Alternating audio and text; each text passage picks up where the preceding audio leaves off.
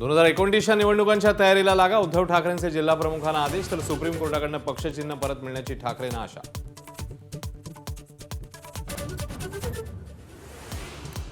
सिद्धिविनायक मंदिरातली दानपेटीतनं दरवर्षी 18 कोटी रुपये चोरी होतात. राज ठाकरेंचा गंभीर आरोप. तर शिंदेना लिहिलेलं पत्र राज ठाकरेंनी वाचून दाखवलं.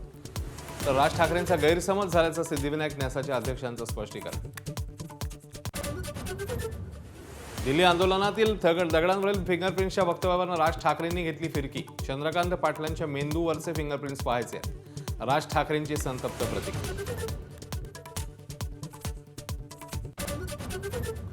पंतप्रधानांकडून इंस्टाग्रामवर नवा व्हिडिओ पोस्ट. शिवीगाळ केलेल्या आंदोलकांना माफ केलं. मोदींचं वक्तव्य. तर इतरांनाही आया बहिणी. भाजपतल्या लोकांनाही मर्यादा पाळण्यास सांगा. राज ठाकरेंचा सल्ला.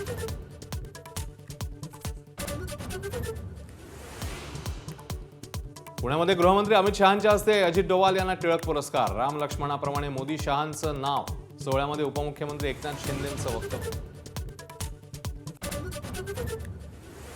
अमित शहांच्या पुणे दौऱ्यावेळी भाजप काँग्रेस आमने सामने. काँग्रेसची अमित शहांविरोधात घोषणाबाजी. भाजपचं काँग्रेस भवन बाहेर आंदोलन. वंचित बहुजन आघाडीचाही रास्ता रोको.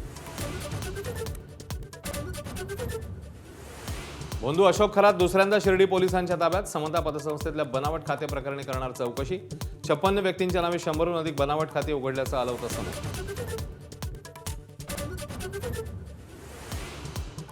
साताऱ्यातल्या कोयना धरणातनं पाण्याचा विसर्ग. वाई तालुक्यात कृष्णा नदीचं रौद्ररूप. धोम धरणात 33,826 क्युसेकने विसर्ग. वाळवा आणि पलूस तालुक्यांना जोडणारा नागठाणे शिरगाव बंधारा पाण्याखाली. चंद्रपूरमध्ये मुसळधार पावसामुळे इराई नदीने पात्र सोडलं. राजनगर सहारा पार्क आरवंड भागात पुराचं पाणी. नागरिकांना सुरक्षित स्थळी नेण्याचे प्रयत्न.